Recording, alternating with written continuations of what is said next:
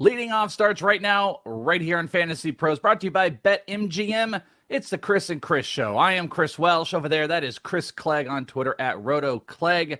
Clegg, what's up, buddy? I can't say Chris or we'll get all tied up and confused. Yeah, too many Chris's in the fantasy baseball space, man. So we got to go by last names. But yeah, I'm glad to be back. Looking forward to the show. It's always good to chat with you, and looking forward to breaking down everything from yesterday.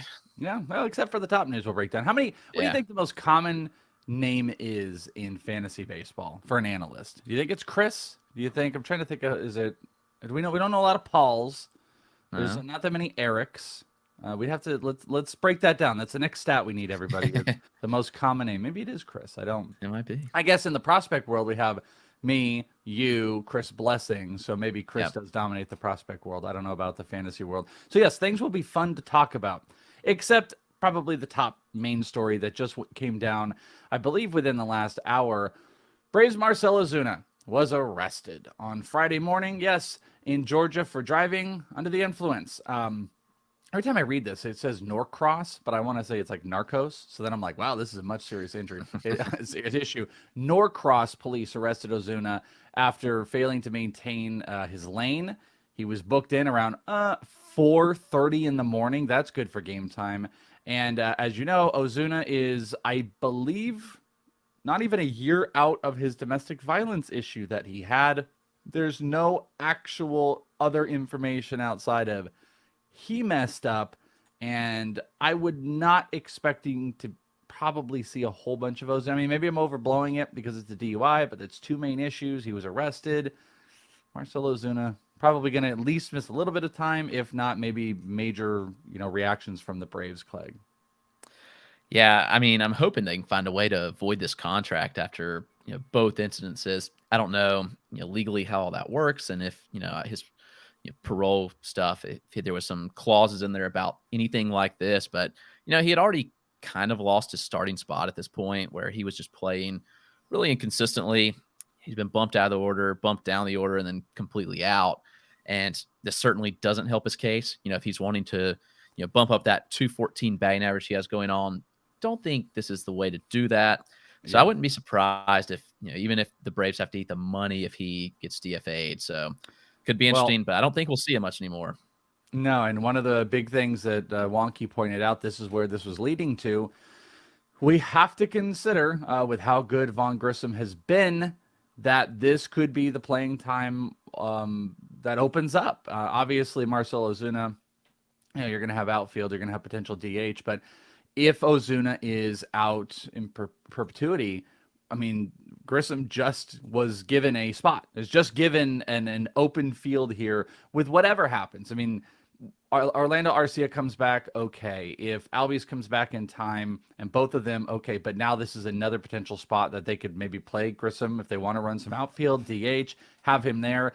And his success is probably one of those reasons. I mean, sometimes these teams get caught. They get caught with like, all right, this is a talented player. We need this person versus the actions of what they had. Not all teams react correctly. But when you have really other good players that are sitting in the wings, and this could just create rest of season opportunity, it's even better for Grissom. Not that there's any application, Clegg, because he's already picked up everywhere. If Grissom was not picked up anywhere, you should run immediately to go pick him up. But he's not anywhere most likely available, so I don't know what the actual item is. It's just if anybody owns Grissom, you can probably feel a whole lot better about it. Yeah, I think so. And I would also say William Contreras sees more at bats. I mean, he's DHing some, but when he's not catching, he may be the everyday DH, at least until Albies is back and Grissom moves off second. So I really think it's a bump for William Contreras. So yeah, he's no, already I completely been agree good with that. Well, William Contreras, what's interesting about him is he's one of those guys that I'm trying to think of how many are out there, but like he doesn't have a full-time gig, yet he has been a top 10 at his position for me for half of the season with the performance, Right. regardless of having the full-time gig or not. His bat has been so live that without the full-time, they've still been attempting to give it to him. And you're right, this does open up a little bit more of an opportunity for him. So, maybe that's how to look at it. Maybe the big arrow actually is Contreras with a side arrow of Vaughn Grissom, because there are still scenarios you're building where it might not work. If William Contreras is the main DH, and then you do have Albies coming back, and Grissom is still kind of without a spot or a landing spot if they don't want to move him around, then it may be moot. But Grissom has been awesome. Ozuna, not so awesome. Not so awesome whatsoever. Zach Gallen is awesome, though. Striking out 12. I think it was someone right at the top here. One of the very first comments in, Angelo. Gallen, 35 fantasy points yesterday. Been phenomenal. 12 strikeouts. Had 17 swing and misses, led the way against the Giants last night. I'm looking at some of his StatCast stuff as well. He had a 67% swing, a whiff rate, a 67% whiff rate on his curve, his knuckle curve, which he threw 26% of the time. 15 of the 26 elicited a swing. 10 of those 15 were whiffs, which is a bonkers number. And he had whiffs. He had a double-digit or multiple whiffs on every single pitch he threw last night. 4 of the categorized pitches with at least double-digit usage. Zach Gallen has been a monster, Clegg, and really is one of those guys, if it continues on the bad team, he is going to vault himself up as far as how he's valued next season exponentially if this keeps going on. Yeah, and I think he hasn't been talked about in the light that he should be with the type of season that he's having. He's right at a strikeout inning right now, but when you look at it, he's been striking out more as of recent, and that's been encouraging to really see him, getting to those strikeouts. And obviously, this last start was his most strikeouts that he's had this season. So if this trend continues, then I certainly think he's going to push his way up boards for redraft next year. But I still think he's being a bit undervalued. This is kind of who we expected him to be really when he came up his rookie season and just dominated. And then last year just didn't really go as planned. But now he's back and just absolutely dominant. So I think we can kind of expect Gallen to be, this low threes type ERA with, a solid strikeout rate. Not the best, not elite. It's not going to push himself into ace territory, but you have to really like what you're getting out of Gallen, especially where you drafted him this season. We're kind of getting into like 2023 talk territory. Bubba, who we had on yesterday, was talking about how him and Bloom were sharing some 2022, I think it was like a best ball or whatever they were doing for the next year. So you're going to start getting into that territory where ranks are going to be floating out there. My next rank update, I'm not going to do a September redraft rank update because I just kind of think that's silly with the final month. I'm actually going to focus on early 2023 ranks. So that's going to be my September of what I release. And do you think Gallen is a top 15 SP next year, or would we go higher to top 10?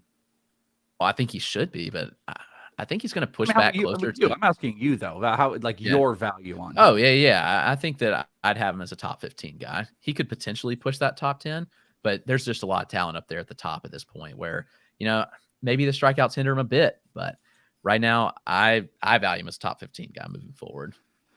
There was this really fun bet last night that I don't know how everybody got it or whatever, but it was on a promotion on DK. And the promotion was the Padres were minus 365.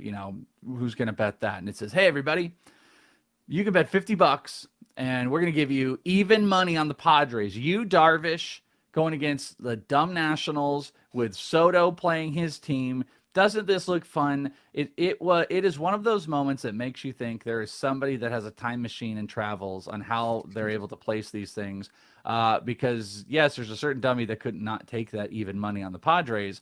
And last night they had the game tied up, so I was obviously watching it very intently. Darvish gave up 2 singles to start off the ninth inning or eighth inning. Yeah, it was the top of the ninth, I think it was. And they bring in Josh Hader, and Josh Hader allows a pair of inherited runs to score and recorded a pair of outs on Thursday, which in this appearance, he does not look right. Could not throw strikes. He walked the bases loaded, which brought in a run, and then subsequently another run came in off of a sac fly. Josh Hader has an 8.1 ERA with a over 2 whip, 4 walks, 4 strikeouts in 4 appearances with the Padres so far. Clegg, what is wrong with Josh Hader? I don't know. I wish I could pinpoint something, but something started going wrong mid-July, and July 13th was really like the downfall. And since then, he has a 15.26 ERA, a 10.56 FIP. So doesn't look good there. The walks have just gotten out of control. The home runs are out of control. Still striking batters out, but doesn't matter when you're walking the amount that you are and then allowing those to come in by home runs. So I've struggled to really pinpoint with him what exactly is wrong, but there's something totally off with him. Yeah, I'm glad I made that. He owes me money. He owes me money on that one. No, but luckily I had a nice other bet put together that we made money yesterday. But that was one of those. It's supposed to be a slam dunk. Those are those slam dunk ones, and those promotions they get you. And so does Josh Hader in these situations. Also, he just wasn't throwing strikes properly. Like he couldn't, he looked like he had no feel. And as the announcers were talking about, one of the things that's happening, he's working behind himself so much that the early count stuff is killing him, because then pitchers or hitters are just looking for one pitch, especially when he's not commanding. They're looking for one thing later in the count and they're taking advantage of it. Hitters like only one thing against Josh Hader, and it's disgusting. It's fastballs. And that's what they do when he can't command any of his off-speed stuff early on, and he needs to get it right.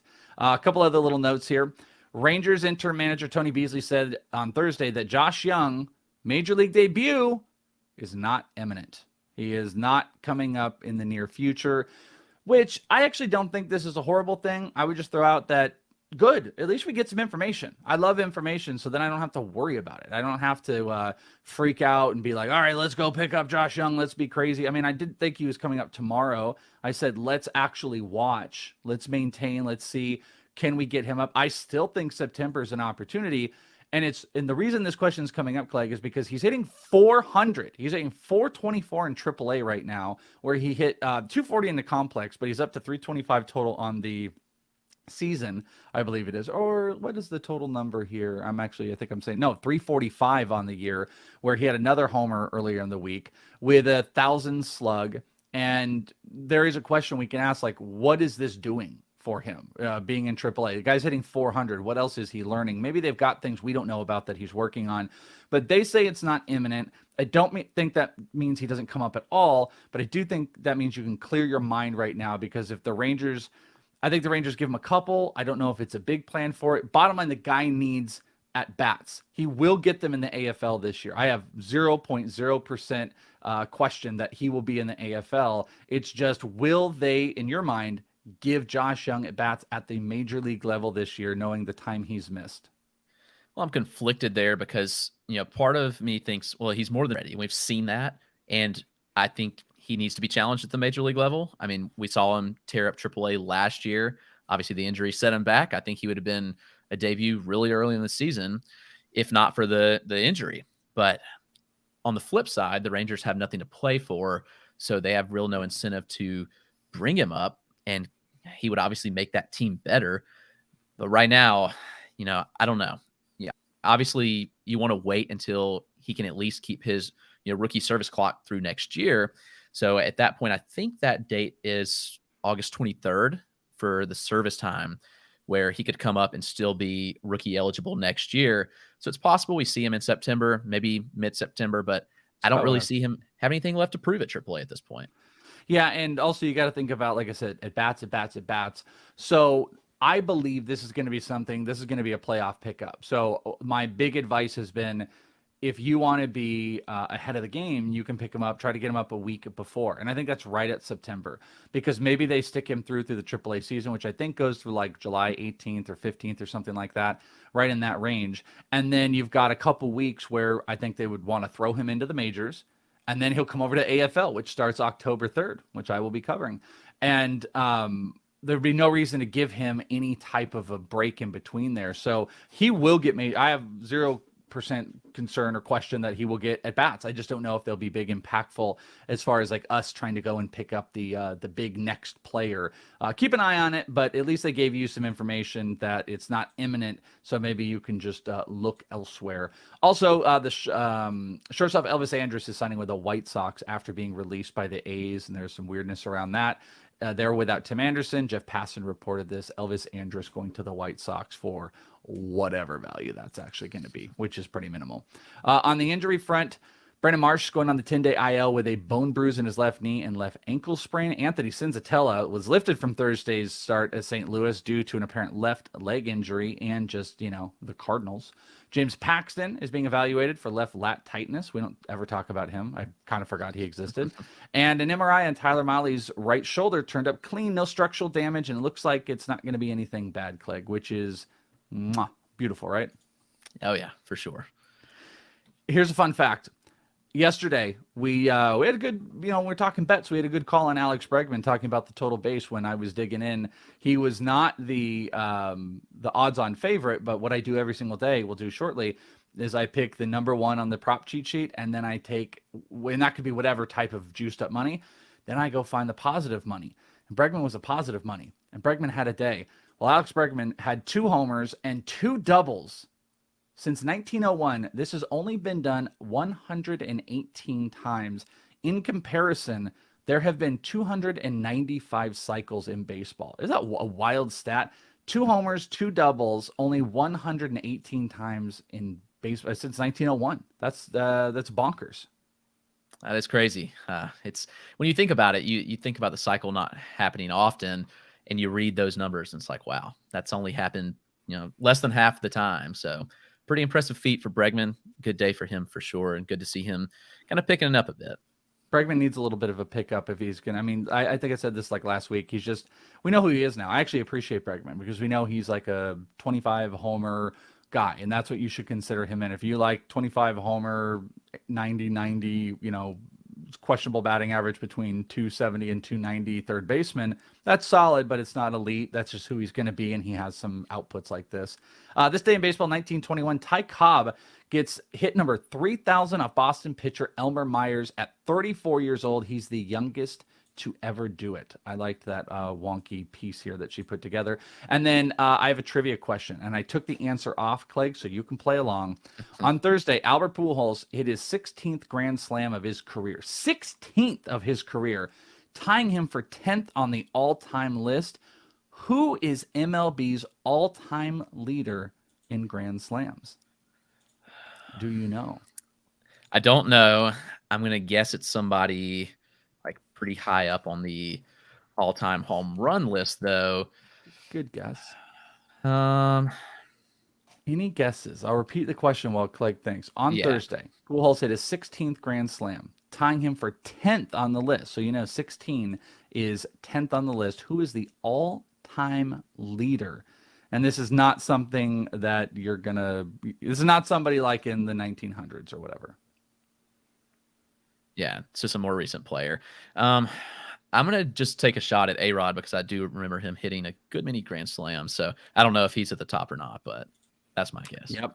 Just Bob dropped it. You dropped it. That's right.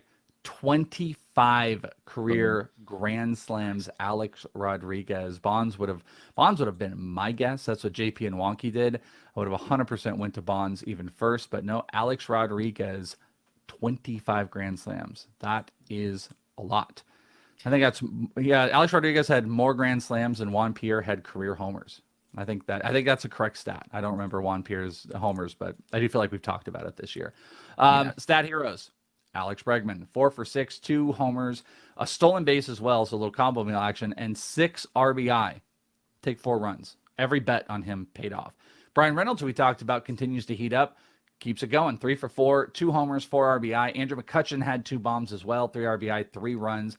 Chas McCormick, a homer, 5 RBI, 21 runs. We didn't really mention that yesterday. The Astros put up on the White Sox. Wilson Contreras had 2 homers. Hunter Renfroe, perfect 3 for 3 with a home run. Lars Nootbaar, who I think we mentioned on the DFS stacks to take a look at. He was 2 for 3 with a homer, 2 RBI. Springer, 5 for 5.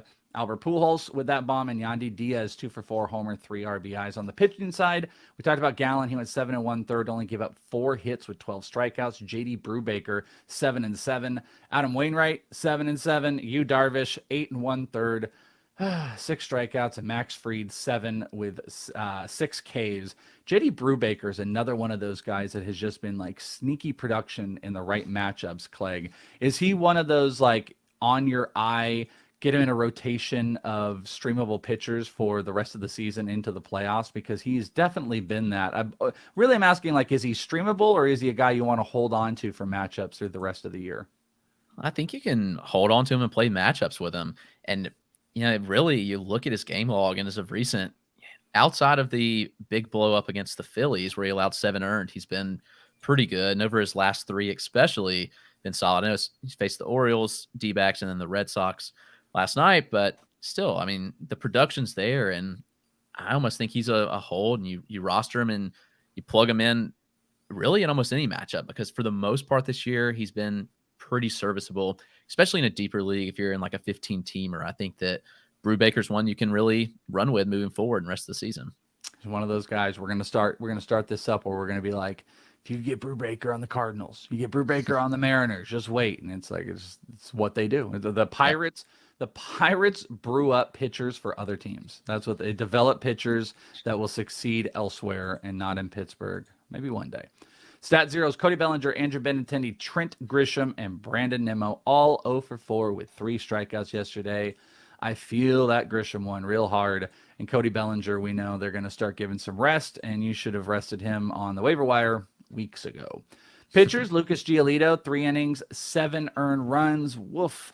Zach Logue, 7 earned runs. Antonio Senzatella didn't even get into the second with that injury, but he gave up 5 earned runs to boot. Logan Webb, 4 2/3, 9 hits with 3 earned runs, 0 strikeouts. And Frankie Montas, 6 earned run, 8 hits, 2 Ks. Had a parlay bet yesterday of team total through the first 5, 1.5 on the Pirates, 1.5 on the Blue Jays for both of those.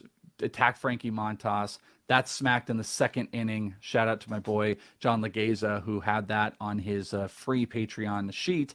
I loved it. Team totals are kind of the fun way to play right now. First 5 is really rough. Lines are really rough. Total bases, I'm about to tell you how crazy total bases are getting right now. So if you can get some team totals in attack, it worked out. And I hit that one in the second inning yesterday.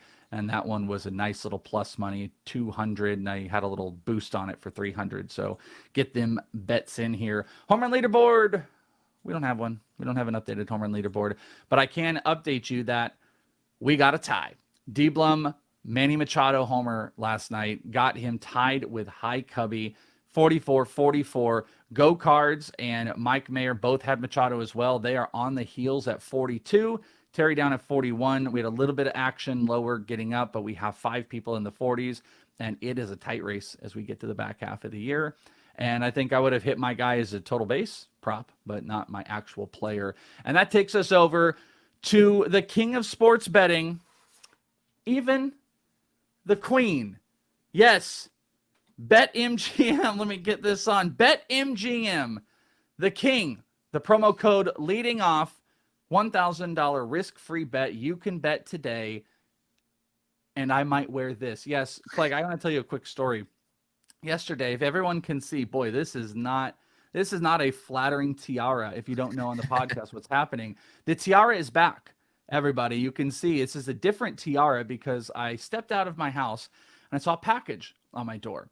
And I go, yeah, by the way, I just realized Clegg has absolutely no idea what's happening with this. You haven't been around for what's going on. So I have a package. I set it aside. I go out. I come home, and I'm like, what is this package? I open it up, and there are 10 tiaras at my front door. And I kind of sit there, and I go, what is happening here? And I realize somebody who has not announced themselves sent me 10, I'm going to call them official BetMGM tiaras. We will never now be without a tiara for all of our reads. So yes, it is officially back on Friday. And Clegg, if you're wondering, our boy Joe Pisapia has this beautiful crown that he would always wear, this big, king's crown. So when he left, I didn't have a crown, but my daughter has some tiaras. So I put on the tiara, and then she hid it from me. So someone decided to order. So now we've got some tiaras. I might do an auction at some point, some game used. We'll do game used tiaras at some point. But yes, BetMGM. Yeah, I thought you might like that. BetMGM, promo code leading off. Support them, support us, support the tiara. Clegg, I got 4 bets for you, and I want to get your take on which one you like the most. As always, 2 strikeout bets. One is the top algorithm play. One is the only plus money, or the top money plus money play. And then same thing with total bases. So the top, I'm going to take this off, by the way. We don't need to do the whole read with it. It is not flattering fitting on me or anything. The top strikeout play, and I think the top play of any of them today, is strikeouts 3.5 Cutter Crawford with Boston versus Baltimore. It's juiced at -159, but they're projecting 6, and the number's only at 3.5. So that's your top play. Your money play over on the Betting Pros MLB prop cheat sheet is Tristan McKenzie for strikeouts. 5.5 is the over/under. They project him at almost 6.5, and it's +120. Now on the hitters, the total bases, the top play is Rougned Odor. So on the other side, they love Cutter Crawford, but they like Rugi. Rugi projected at almost 2 total bases. You only need 1, but it's 173. This was the wild one. I had to scroll pages to find the first plus money today. And the first one I found was Juan Soto on the 3rd page of the Betting Pros cheat sheet. Juan Soto versus Washington, total bases 1.5, projected at 2, +110. So Clegg, big old mouthful. Cutter Crawford, Tristan McKenzie, Odor, and Soto. Consider the juice. What plays do you actually like? Well, Cutter Crawford one seems pretty safe, and I guess that's the reason this, as it is. He, while he doesn't strike out a ton, you look at his outings, and he's only had to go back. He only struck out 2 on July 28th. But other than that, you'd have to go back to June 18th to find an outing where he struck out less than 3 or less than 4, I guess, per se. So that one seems pretty safe. And against Baltimore, it seemed like you could go with that pick. So I do like that one to go over. Do you like on 3.5 money ones? Do you like the McKenzie against Chicago 5.5 or Soto 2 total bases versus Washington? McKenzie could. He's just risky and inconsistent. Like he's been good, but the strikeout totals have been kind of all over the place with him. So it's highly likely that he could go strike out 10, but it's also possible that he goes and, puts a 5 spot up. I mean, his last outing he only struck out 3 in 6 2/3. You just don't know what you're getting from him. It's kind of a mixed bag there. The Soto one, I feel pretty good about. I feel like Soto's going to have a big game against his old team. So like at some point, I would have loved it if he would have done it last night, but I would go with that one. So, by the way, this is the big mystery, too. The mystery is going to be who sent them. Go Card says cousin Donnie. And then right here, if Joe knows Welsh's address. So everybody knows Joe's cousin, Donnie. Donnie lives right down the street from me. But here's the key. It was in an Amazon package. I think I know who it is. I'm guessing. And it's more of an ITL person who is always here. My guess it is Jesse or Tommy Lasorda if he comes in here. But who knows? My address is out there in the ITL Army when people send things. The mystery of the tiaras will live on. We'll try to uncover it. But we got plenty of pretty ones. It does not sit very... I got to figure out how to really wear it well. It's a... you know what, Clegg? Just for you, I'll bring you one during first pitch. I'll bring you one if you would like. Game used. I will gladly take one. Okay, awesome. Over on the DFS side... DraftKings, FanDuel, here's some plays for today on DraftKings. Shane McClanahan is 10-2. Blake Snell is 9-3. Obviously, you're going to probably want to play one big dog. I feel like there could be some fading on McClanahan just because he struggled a little bit. I like some of the lower plays. Miles Mikolas, 7-3, and Patrick Sandoval, 7-2. Over on FanDuel, you're going to get McClanahan at 11-2. Snell is 10-5. Patrick Sandoval is 8-7. There's some big implied run totals across the board. Milwaukee, San Francisco, Dodgers, and St. Louis, all over 5. I believe the Giants were projected at 6, if I'm remembering correctly. So if you want to attack any of the same players that we've kind of been doing, take top of the lineup, Milwaukee, San Francisco, Dodgers, and St. Louis. Let's end it out. Home run calls. Guests have been pretty on fire. I don't think I've hit all week. I've been so close. I talked myself out of one. I talked myself out of Shea Langoliers. Clegg, what do you think? What do you got for home run call for today? I'm going with Rafael Devers in Baltimore. Jordan Lyles pitching. I think it sets up pretty nicely for him. Obviously we see the park factor totally change in Baltimore. I don't think that's affected left-handed hitters as much. So I like Devers tonight. Give me the home run call with him. So Rafael Devers is the pick here. All right, I like it. We've got Wonky with a Patrick Wisdom call like that. Mayer is going Soto. I'm going to just go back to Goldie. It is a Diamondback play. That's why I like Michaelis.